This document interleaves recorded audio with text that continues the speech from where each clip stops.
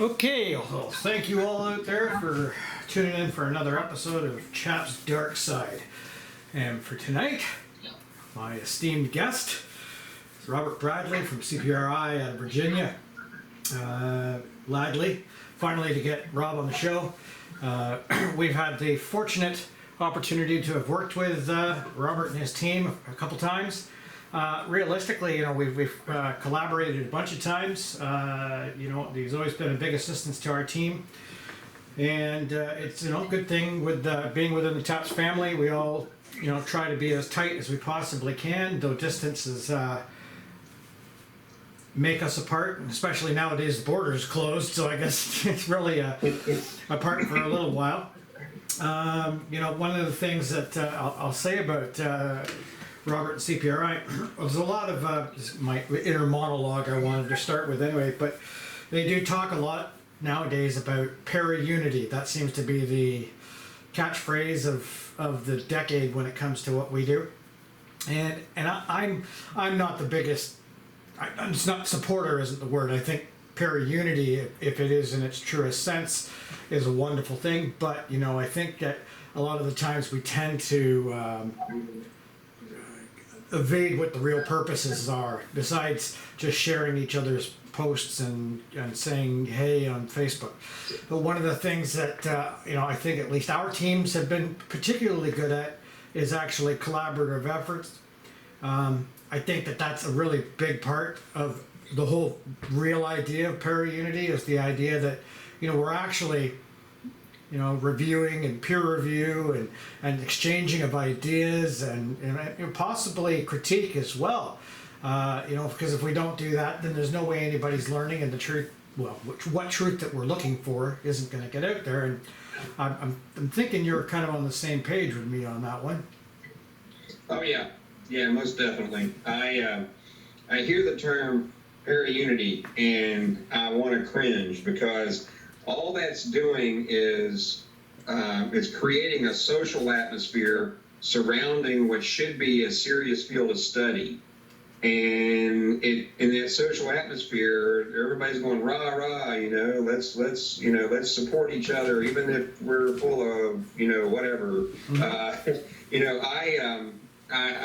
I don't like the term. I mean, we collaborate with a lot of people, and I think collaboration is the key, because collaboration allows us to not only share what we think, but we also pick up on what everybody else thinks, and then that we collaborate with, and then we try to see if we can design experiments and what have you around that, and then basically we can advance the field a lot further in doing that. So I think that's the key word, should be collaboration. Absolutely, and I think that especially, you're right, that there's this social thing.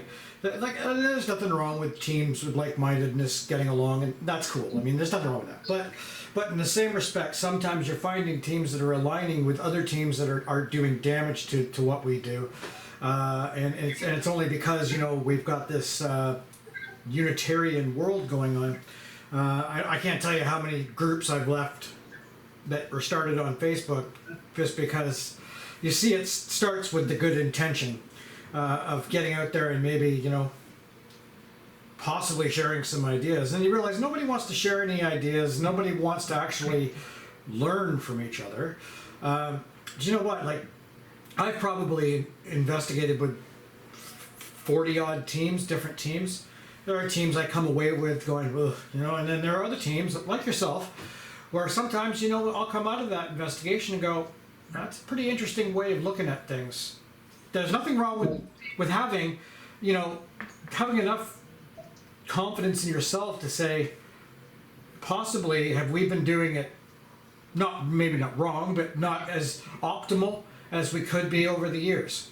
And I think that's really where a unity idea should come in, because in the 15 years that I've been running CHAPS, there's been a ton of times when I've come away from working with a team such as yours and said that's a really damn good idea, and it really opens your eyes to, we're going to be able to absorb so much more evidence and go through it better, and or just get the bigger spectrum of what we're doing and to take it more seriously.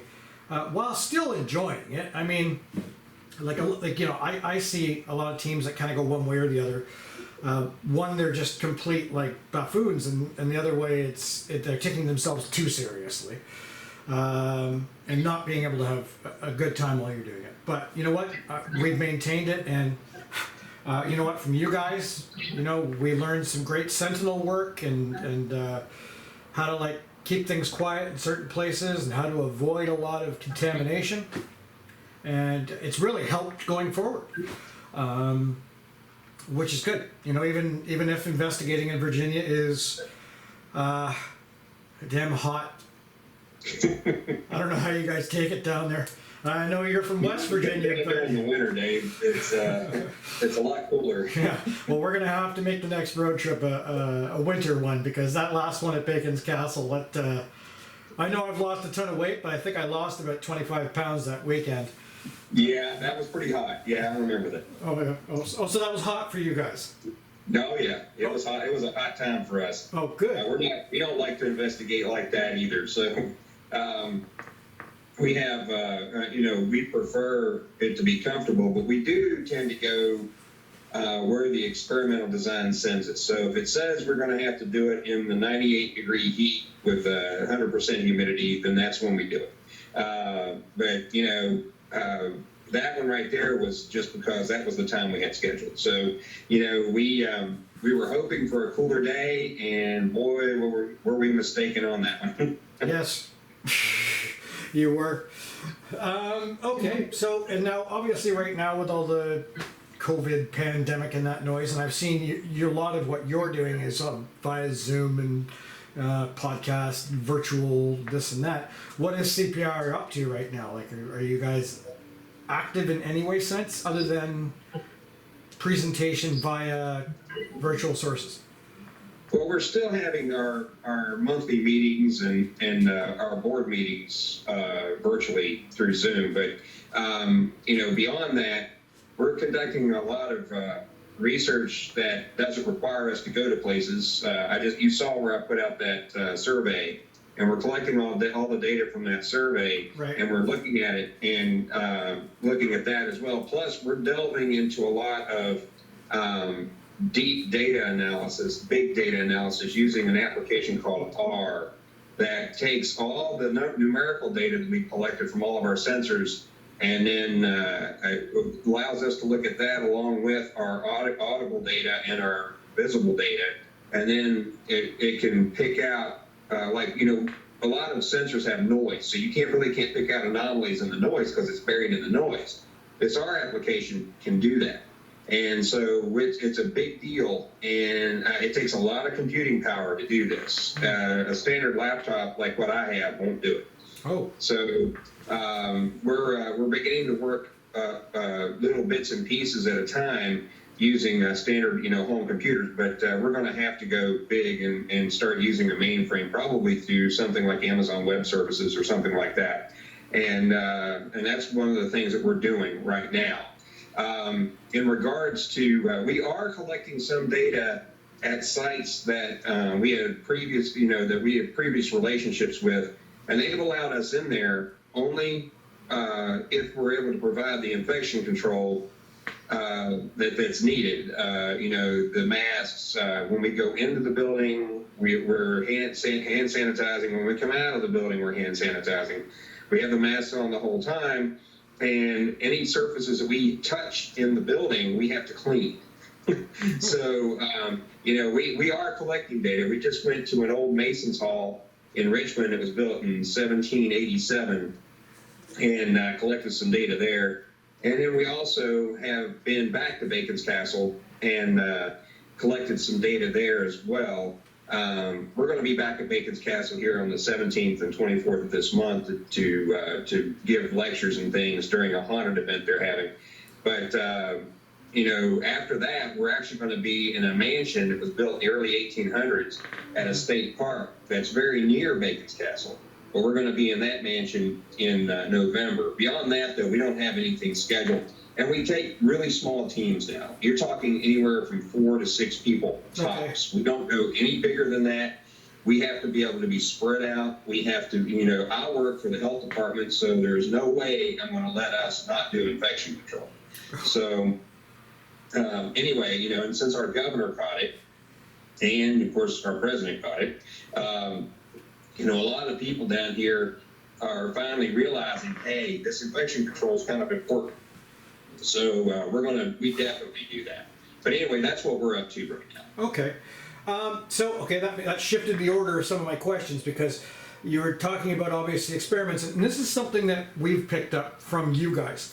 Ourselves personally now, like when we go in on an investigation, we take a look at the claims and we garner it that way. So there I have to ask you, I mean, what process do you go through to garner your experiments that you're going to participate in on that particular investigation? Like, do you have a particular step process that in the case management? Yeah, what we do is, we don't do a lot of home visits anymore. Right. There was a time when this group did a lot of home visits, but we just don't do that anymore, because what we've aimed to do is we're aiming to move towards the more academic side of things. Right. And we're trying to to conduct the research that's necessary to provide the information that other groups out there can use and further advance from there. And we're doing this, we're publishing papers, actually have 2 up on academia.edu right now. We're getting ready to apply for some grants to try and get some funding to do some bigger things. Mm-hmm. And there's a lot to that. But in regards to designing the experiments, what we do is we have this theory. We will have a theory that somebody, at one of these sites we already have relationships with that allow us to conduct experiments. We'll have a theory, and then we look and say, okay, can we go to one of these places and be able to conduct an experiment around this theory? And just, do these people have the activity necessary for us to be able to do that? And then once we find somewhere that does that, then what we do is we design the experiment, just like you said, around what people think they see or hear. And then at that point, and also, what they feel when they're in there now too, because we're doing a whole physiological study along with our standard environmental study and our psychological study, because we're doing a little bit of that too. Right. So at the same time, we design our experiments. We might have 5 or 6 experiments going at once. And, we run, of course, you're very familiar with how much cable we run. Mm-hmm. And we'll run whatever we need for that experiment. We had one experiment where we didn't need any equipment at all. And all we needed was to have somebody walk into the room and see what they felt, smelled, heard, whatever, when certain environmental conditions happen.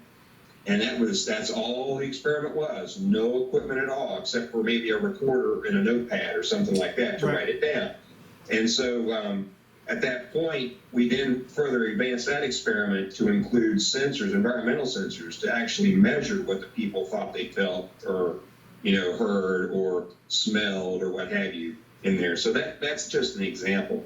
But, you've seen some of the environmental stuff that we've done. Mm-hmm. And we've actually, as part of that particular experiment, we ran that for almost 10 years. And we have millions of data points on that. And in the article that we have up on academia.edu right now, that article actually talks about how there's a very good chance that what people consider residual activity, where we call it non-interactive activity, that's got a natural cause. That is not spiritual in the least. And that's what we're finding, because we cannot change that activity with our own intervention or with anything else. It happens the same way all the time. The data is always reproducible.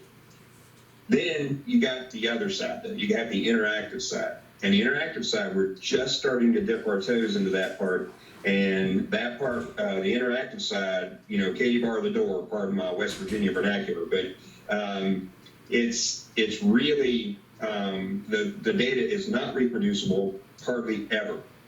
We get weirdness like you would not believe on our environmental sensors. that's also where we're finding the radiation spikes tend to happen when the activities interactive. So we're moving that direction. Right. And along with the changes in geomagnetic field all happen when there's an interactive type thing that happens. And you know that whole thing where people think that, they walk in, it's like, oh God, my battery drained. Well, we ran an experiment on that for 10 years almost. Right. And had a circuit, saw absolutely no data to back that up, ever. Until we had our sensors all in one space where interactive activity happened. And when that happened, that interactive activity happened, there was almost an electromagnetic pulse, as if there was a nuclear detonation nearby. We got and all of the equipment that was battery operated right there failed. It all went off, as if somebody pushed the buttons on it. And then the battery circuit we had running, that battery drained completely right there. And then we only had one piece of equipment that did not fail. And it's that EDI, because we use it to capture background data. And it did not fail, and it showed the electromagnetic pulse. And that's how we knew, and at the same time, everything else failed. And when we turned all the equipment back on, it all came back on with full batteries, except for the battery that drained. So that's something that we noticed, and that was the weirdest thing that we've ever had happen to our gear. So, there you go. Interactive, we have no idea. With the non-interactive, we think it's a natural cause. So, there you go. That's deep. That's good. No, I like the deep stuff. The deep stuff, like I said, it's. I don't think teams are necessarily doing wrong, experimenting with different things, but it's interesting to see. And one of the things, again, like for us now, when we go in, we do some resis. There are not as many commercial locations up here that allow and or are open to it. So. But we do, obviously, most teams will bring in a whole clutter of equipment for like a certain claim. Now we look at it and we focus more on the case management and sort of say like, well, is the claim pertaining to or whatever? Like we've got a case next weekend. We've done it before. We've obtained good EVP. There's a child was verified, news stories, everything. A child had actually been bludgeoned to death and thrown down the stairs there at 7 years old. We had a relatable 1A, which I know a lot of people don't use that actual scale anymore. I don't know why they don't, but we had a relatable, non-amplified EVP. And now we're going in there. It won't be your traditional, you stand in the room, EVP session, whatever. It's literally probably 6-7 hours of sentinel investigation where we've got monitoring equipment and that's it. But it's all typified and set for the exact claims. They say that there's action in the hallway. Okay, so we're going to have proximity panels all lining the hallway. We're going to have, but we're not we're not bothering with some things that traditionally a team would, because there's nothing. Let's focus on what it is that is being said, Right. So, Dave, I was going to say, if you are looking for audible anomalies like that, you might want to think about talking among yourselves. Yeah. Because we're finding our data that we found in our collection of that data during the environmental study. Mm-hmm. There's a section of it that actually kind of points to when you talk among yourselves. Even if you're not talking about the building or anything, you're just talking among yourselves. Yeah. You're going to get audible anomalies that happen between when you guys are speaking, when there's dead spaces in there, what have you. Well, they might even talk over top of you. We just had that happen again. Yep. At Bacon's Castle. So you might want to try that. Yeah. Oh no. I tell my guys often, look, it's almost like you're waiting for a punchline. Don't be casual. And you'll find that 60% of the time when we get an EVP, a decent one, it's like, okay, well, we did Hillview Manor. The best EVP we got that night was when we were in the break room, just talking about what we were going to do on the trip home. So it is during the casual. Nobody could even say maybe if spirit does exist, probably doesn't want to be put on spot. Nothing on cue, you know what I mean? So that's why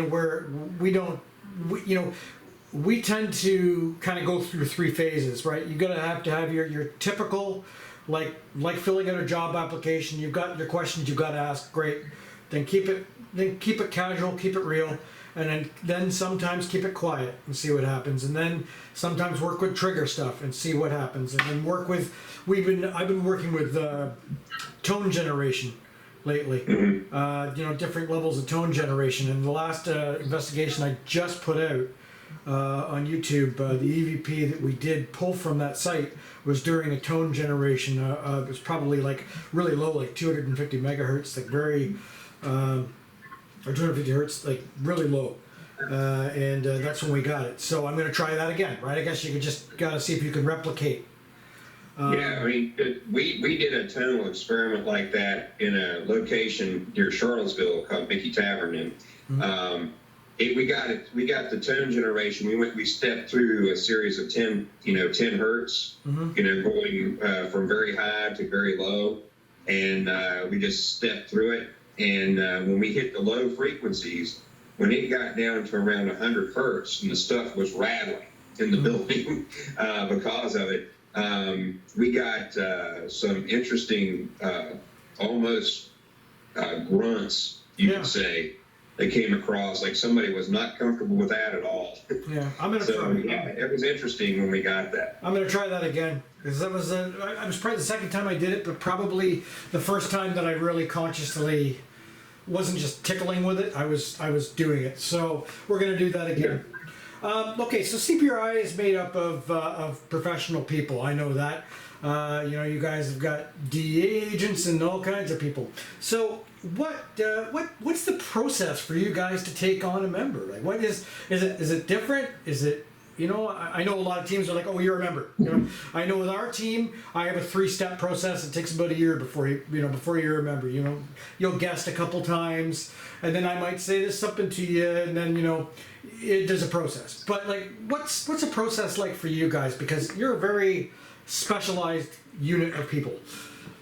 Well, we kind of look for very specific skill sets, and if we're looking for a specific skill set, we'll actually put out a bit of a call. It's like, hey, it's almost like a job application. You put in the application. It's an online application for us, and before you submit it, though, there's a whole bunch of stuff you have to read that pretty much weeds out the crazies and the folks that just for the experience. And so because we just go ahead and tell them up front, hey, this is not one of those things where you can just sit around and say, hey, I'm part of something and not provide any kind of input.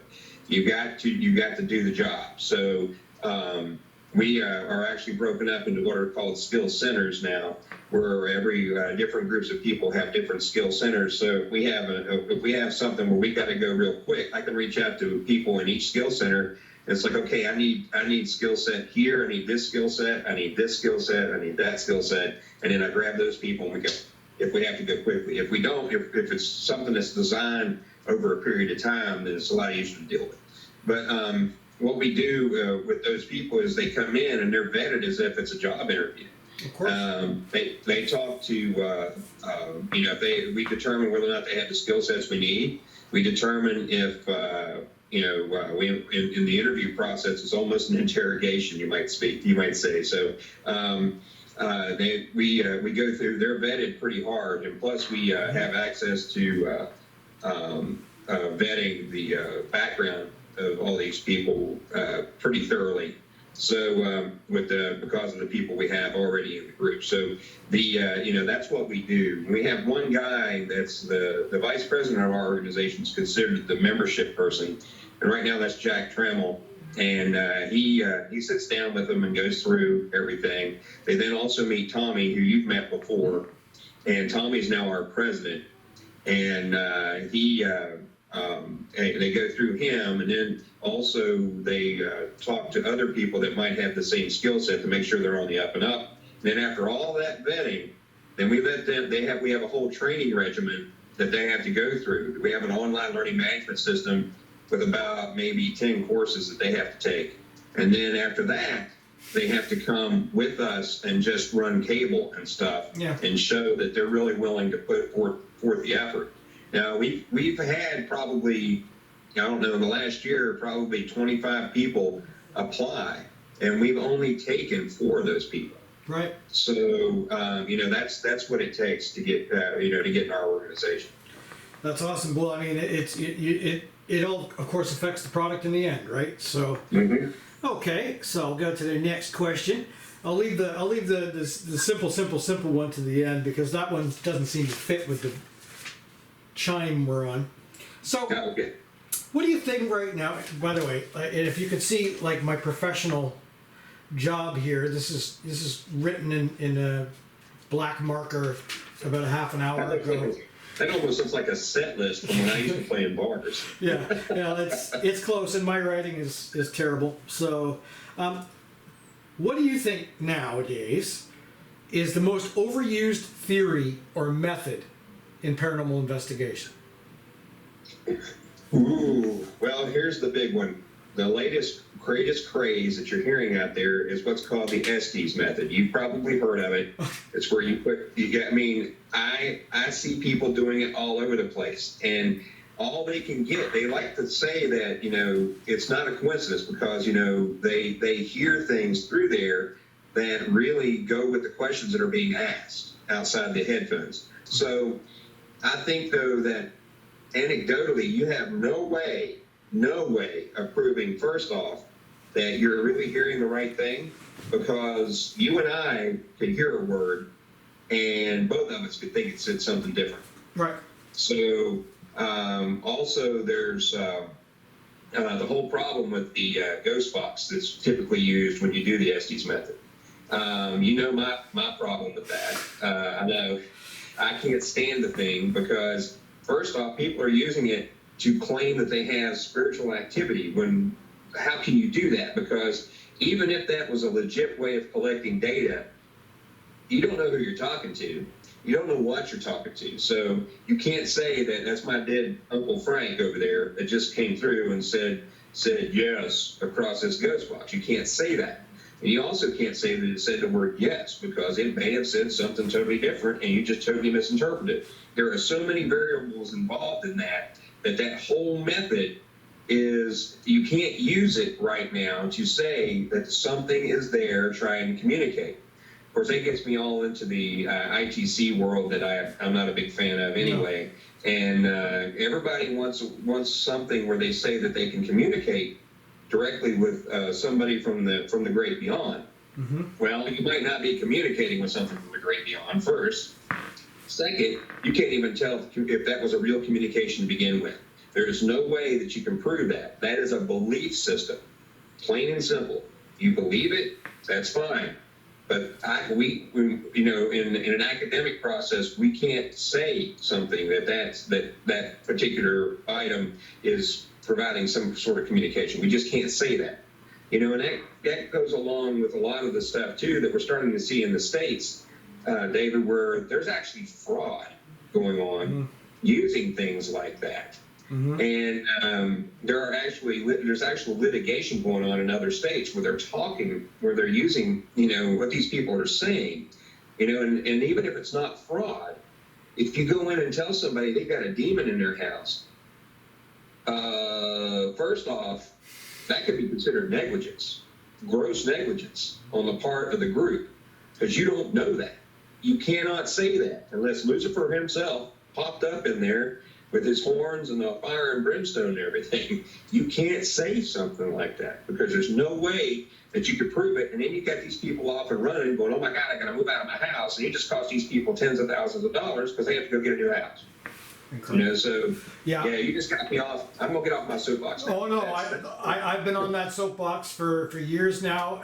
The whole definitive proof and the whole, we do residential. So when we go to a house and it's like, oh, a team came here and they said that there's a portal in the basement. And now now they've already set you up. Like now you're looking for it. Now you think that's what's happening. it just makes life worse for everybody. So I agree with you. I'm not a big fan of the spirit box. I don't. Yeah, certainly. I could probably indict a bunch of my friendships at this point in time if I blithered too long on that one. Okay, so then, is there a method that you would like to see used more, or tests that you would like to see used more by teams in general? Well, I would like to see standardized data collection protocols and methods, because basically we can't compare data with other groups unless they use standard, already accepted academic data collection protocols and methods. If you don't use those, then you can't compare data from group to group to group. And a lot of people think that, you're interfering, that's not the way we do things. It's like, well, if that's not the way you do things, then how do you know what you're doing? Because you don't, because you don't have the data to back it up. So, it basically, that's what I'm looking for. We're looking for a standardization of data collection methods and such. I mean, they already exist. Mm-hmm. The data collection methods in academia already exist. They're already well documented. They're there. Everybody just use them. If everybody uses them, we can share. Because our data is available, but are you going to be able to understand what happened if you don't understand the data collection protocols and methods? So that's what we kind of need. And it would be nice too if people would, not only did that, but also, basically wouldn't try to say that there's a 100% spiritual cause, because we can't prove that, and we can't say that. And even if you're talking to somebody and we can prove you're talking to somebody, it might not be who you think it is. It might not be what you think it is. So, there may not be a spiritual thing at all, but we got to figure that out. And that's what we're just now moving into. So that's awesome. And I think, that there's an issue where sometimes teams don't take a certain step back from their ego and go, okay, well, I want to learn that type thing, or there's nothing wrong with asking and saying, can you teach me a bit about this, because I know I did with you. We're doing more data collection. We use EDI and that sort of stuff and rather than just looking at it for its geophone and all that, actually taking the data off of it and run it for a couple of weeks at a location and see, look at the graph and see. But and I admit I'm still in the learning process of, okay, I want to know what it is I can do with this or what I can decipher with this. And I think that you're right. That there's a lot of teams that are claiming a lot of expert. And certainly, you'll love this one. Of course, we use the scientific process, which, yeah, exactly. I stopped saying that years ago. Luckily, before we met, because I'm glad, because then I didn't get the tongue load. But I've been saying we use a pragmatic process. Which is, as long as you're honest, I'm fine with the team.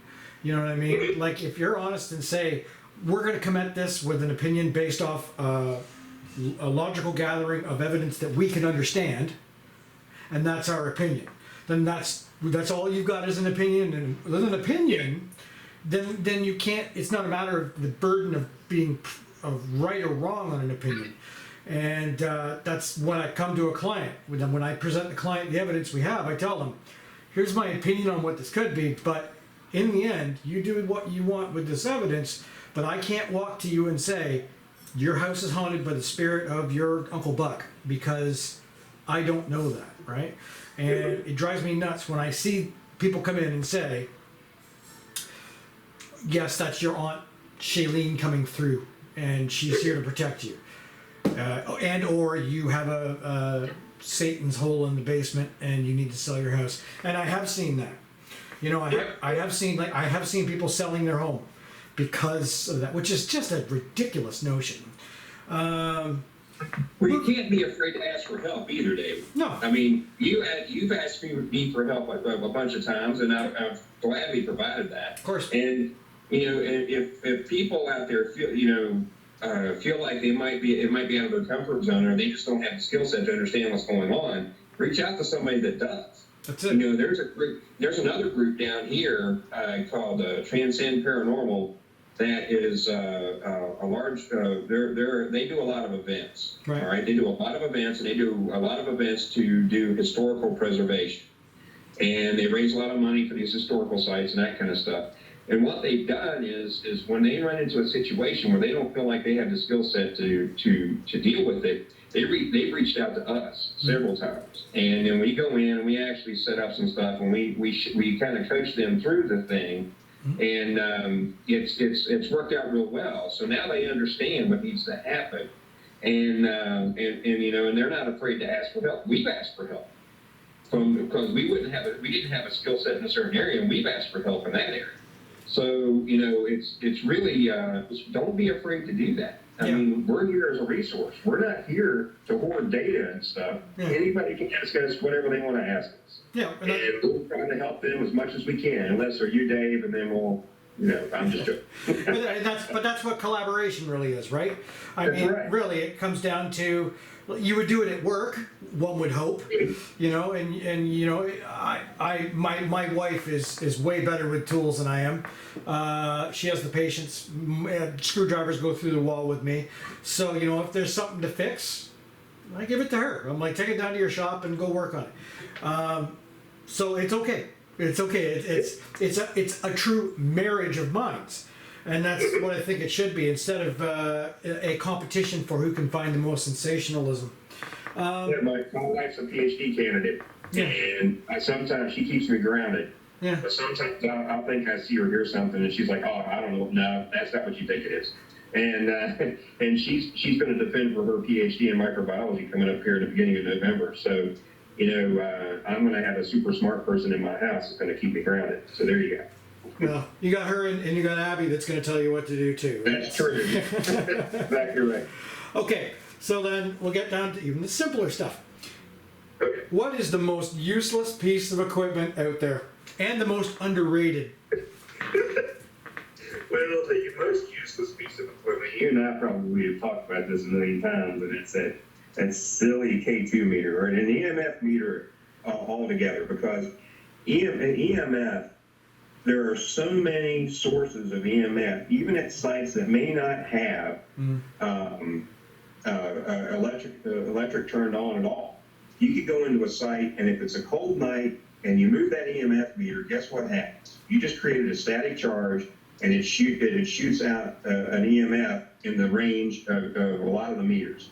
Now, the K2 meter is probably the most useless version of that, because its range is so broad that it picks up everything from RF generated by computer chips to massive, like when there's electrical storms, lightning, stuff like that. It picks up all that stuff. And that's all because that all generates certain levels of EMF and certain frequencies. Right. So that's my opinion. Now, the most underrated piece of equipment out there is your own senses. That's the most underrated piece of equipment out there, because let me tell you why. While you're gathering all that data with all these sensors, what is it that you use to figure out when you need to correlate something? Your eyes and your ears. That's what you use. You're hearing something or you're seeing something. You're going to try and correlate that with whatever you picked up on your environmental sensors. So, you know, your eyes and your ears, that's a big deal. And if you can find ways to enhance those, man, you're golden. That's why everybody uses these really cool 4K cameras and stuff like that, because they're basically trying to enhance their sight. Now, the audio, a lot of people discount, you know, they say, well, I've got this really cool recorder. I got an H4 Zoom, something like that. And it's like, well, that's great, but, you know, in real time, when you're listening to that, you're still using your ears. So you've got to be able, if you're using what we call down here a POS, or, you know, a piece of junk set of speakers, to listen to that thing live, or bad headphones or earbuds, listen to that thing live, you're really cutting out huge sections of frequencies that H4 Zoom is capable of picking up. And you won't be able to hear that until you get into data analysis later, but you still might miss it if you still use those crappy speakers or headphones. So So you got to make sure that you're transferring as much of that to your ears as possible. So like I said, though, it's your ears and your eyes are your best sensors when it comes to audio and video. Okay. So, the science community as a whole, as I've seen by a number of videos that you've linked me, obviously don't think much of what the paranormal research community does. How do they feel with you guys? Because you're kind of a weird bridge. Well, it's funny you would say that because we have physicists and psychologists and sociologists ping us on occasion and want to know more about what we do. But, they do it under the table, but, we go ahead and let them know what's going on. And, but we do have, there is an entire division at the University of Virginia that deals in the world of the paranormal, and it's basically parapsychology, and it's the Division of Perceptual Studies. It's part of the University of Virginia Department of Medicine, and they deal with deathbed visions, life after death, reincarnation, a lot of different things. So they actually have several books written on the subject too, and they have an amazing library that I actually got to check out. It was the library has stuff going back hundreds of years, reports. Going all the way back to the 1600s here in this state, and they also have a whole collection of what they call possible cursed objects behind glass in there that were collected by a guy that was in charge of that division back in the day, and he collected them in Africa and South America and places like that. So he's got them there. And there's a really cool thing though. You think about a paranormal library and you think, well, everything that's referenced is paranormal. It's not true.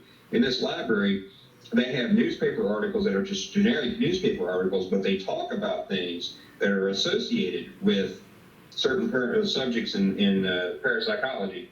And there's an entire dissertation. It's like 18 volumes. It sits about 6 feet high when you stack it all up on the floor, from a computer when they were devising computer code at Stanford in the 1970s. And they have one small piece where they couldn't figure out why this code was doing what it was doing on its own, almost like AI back in the day. But it was doing something on its own. It's a real small section, maybe 3 or 4 pages in this 18,000 page dissertation that talks about that. And that's the first time I got introduced to true ITC, not EVP, not white noise or anything like that. This is where something seemed like it was trying to communicate through this computer code on this computer. Wow. And it was really cool, and that was at Stanford. Now, what's really interesting is Johns Hopkins is now trying to, university is now trying to dip its toes in the world of parapsychology, just like UVA. And then there's always the Ryan Institute that used to be part of Duke University, but it's not anymore. It's split off from Duke. It's on its own thing. But, you have these organizations that are really trying to push the science. What the problem with some of these organizations is that they don't take those of us who aren't part of these organizations really seriously. And we might have information that can be used by these people, and they just don't realize it. And that's why the only way to get around that with these organizations, because they live in the world of academia up here, right? So with a group like ours that is being purely academic, we are trying to get papers up and published so that they, in the world of academia up here, so that they might be read and maybe understood, and maybe they want to pursue them further, beyond what we can do with funding. Mm-hmm. So that's the whole key, is trying to communicate at their level. And we have, Kenny Newsom, you've met Kenny. Yep. He's a PhD now. He's got his PhD now. And we have Jack Trammell as well.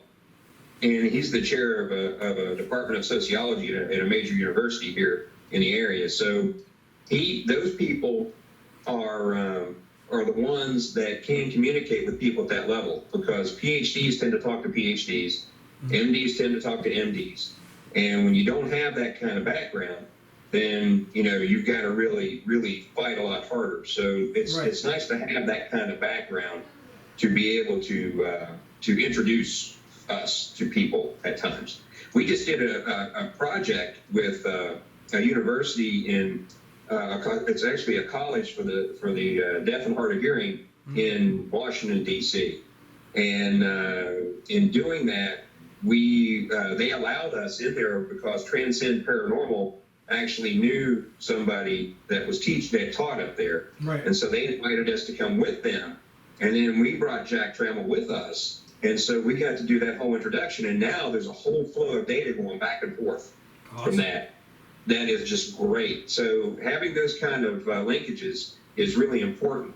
And on the historical side, we're now, you know, we do work with the Preservation Virginia here in Virginia that has a lot of historical sites, and we get to work with them a lot, and we volunteer for them and stuff like that. But you know, we get data transfer that way as well.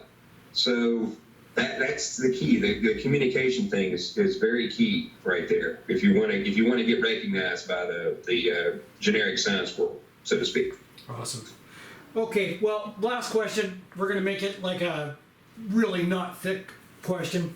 It's real easy. It's more personal. Who do you want to meet? Dead or alive? There's got to be somebody. Somebody that's passed on. Somebody maybe still alive. I don't know. Just give me your...